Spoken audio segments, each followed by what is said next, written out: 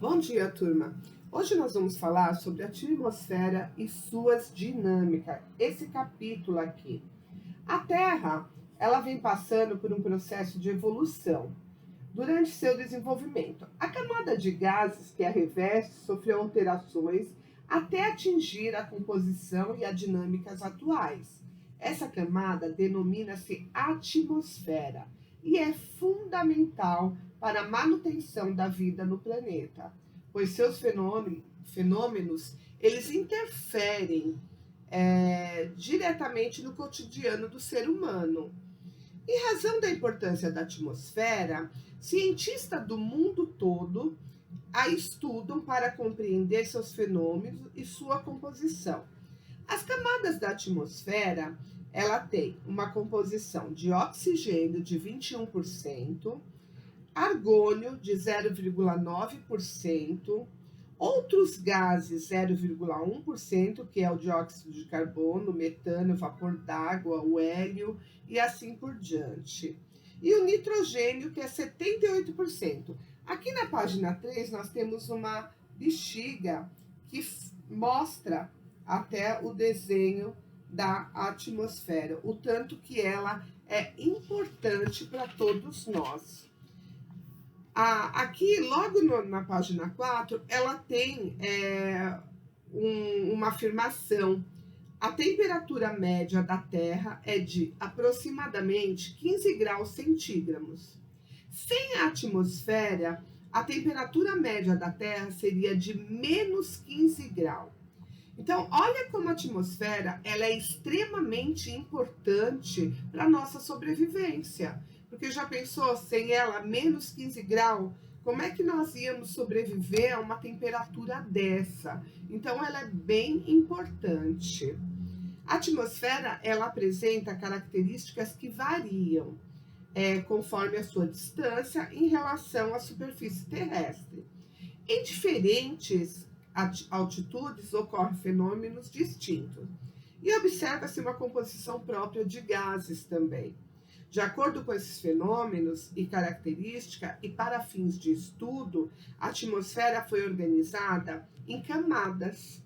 Em cada uma delas, o ser humano realiza diversas atividades: transporte aéreo, transmissão de ondas eletromagnéticas, como a de rádio, TV e a própria luz, e monitoramento da superfície terrestre.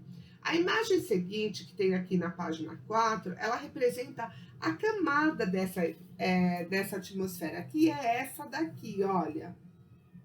Então, essas camadas são a exósfera, que é a última camada da atmosfera, a termósfera, situada entre 80 km e 500 km de altitude, a mesosfera, a estratosfera e a troposfera. Então, essas são as camadas da atmosfera. Aqui, olha, na página 5, tem o olhar geográfico, que ele fala, com base na ilustração, camadas da atmosfera, responde as questões a seguir. Em qual camada as pessoas vivem? Nós vivemos na troposfera. A massa atmosférica está distribuída de forma igual nas camadas da atmosfera? Justifique sua resposta. Não, ela não está igual. Ela é 75% do ar está concentrado na troposfera, onde ocorre a maior parte dos fenômenos climáticos da Terra. A 3. Em qual das camadas atmosféricas está concentrada o ozônio? Qual é a função desse gás na manutenção da vida na Terra? O gás ozônio está na estratosfera. Ele forma uma camada gasosa que absorve a radiação ultravioleta do Sol e protege os seres vivos de seus efeitos nocivos. Então, ele é muito importante. O tempo atmosférico e clima. O tempo agora, no lugar onde você vive. Como está o tempo onde você vive? Está chovendo ou o céu está limpo? O ar está frio ou quente? Está ventando? A temperatura está em declínio, em elevação ou estável? Ao responder a essas questões, você está dando informações sobre as condições do tempo em um determinado lugar. Quer dizer, cada pessoa que faz isso, ela está dando a previsão de como está no lugar que ela mora. O tempo atmosférico, ele se refere ao acontecimento da atmosfera, como as variações de calor, umidade, ventos e chuva. Portanto, quando falamos de tempo atmosférico, consideramos o estado momentâneo do ar em determinado lugar. Dependendo da região, esse estado pode variar bastante durante o dia.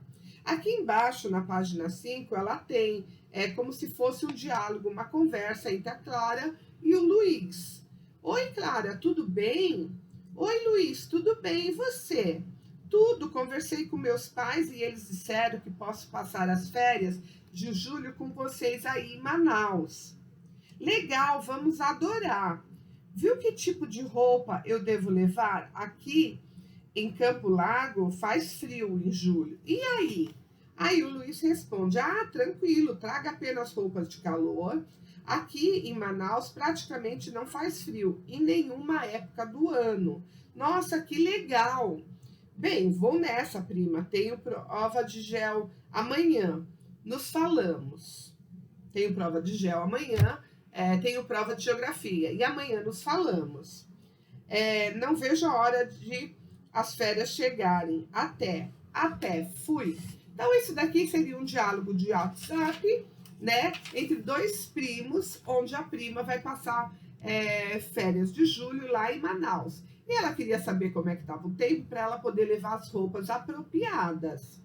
A conversa entre o Luiz e a Clara mostra as diferenças climáticas entre os municípios de Manaus e Campo Largo. Em Manaus, capital do Amazonas, localizado na região norte, as temperaturas variam muito pouco ao longo do ano e são sempre elevadas. Já em Campo Largo, município do estado do Paraná, no sul, as temperaturas variam mais ao longo do ano e geralmente são mais baixas durante o inverno. No período de um dia, o tempo ele pode variar em diferentes lugares da superfície terrestre. Ele pode, na cidade, o dia amanhecer ensolarado, mais tarde o tempo pode fechar, com muita chuva e vento. Nesse caso, o que muda são as condições do tempo atmosférico, que são bastante variáveis.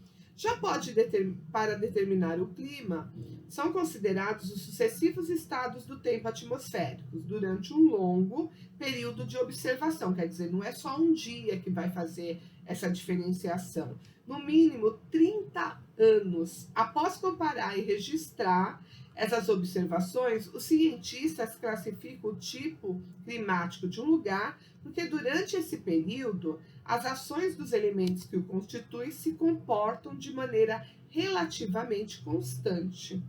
Dessa forma, podemos afirmar que o clima é o comportamento médio do tempo atmosférico de um lugar. Quer dizer, é estudado por muitos anos o tempo naquele local, para ele saber ao longo de muito tempo como que é o clima realmente atmosférico de um determinado local, que é diferente do tempo. Para atender melhor as classificações climáticas, vamos retomar as cidades citadas no diálogo da página anterior. Em Manaus, as temperaturas elas ficam elevadas praticamente o ano todo. Já em Campo Largo, nos meses do inverno, as temperaturas são mais baixas, como essas características atmosféricas costumam se repetir todos os anos. Na realidade, o Paraná ele fica na região sul. Já Manaus fica na região norte. É uma região mais quente do que a região sul. Essas diferenças elas se devem a alguns fatores que influenciam os elementos atmosféricos que você vai estudar em seguida, ok? Há muitos anos, as previsões se baseavam apenas na observação de elementos da natureza, como o ciclo de algumas plantas, o comportamento de certos animais e as condições locais da atmosfera, nuvens, ventos e etc. Até as fases da Lua eram associadas a determinadas mudanças de tempo. Dessa forma, o acerto de uma previsão dependia da vivência de vários anos de observação. Por isso, somente pessoas mais experientes se arriscavam a fazer previsões do tempo. Na atualidade, nós temos a previsão do tempo, que ela é feita com base em avançados conhecimentos da meteorologia, ciência que estuda a atmosfera. Em muitos lugares do Brasil e do mundo existem estações meteorológicas, com modernos aparelhos que medem e registram as condições atmosféricas.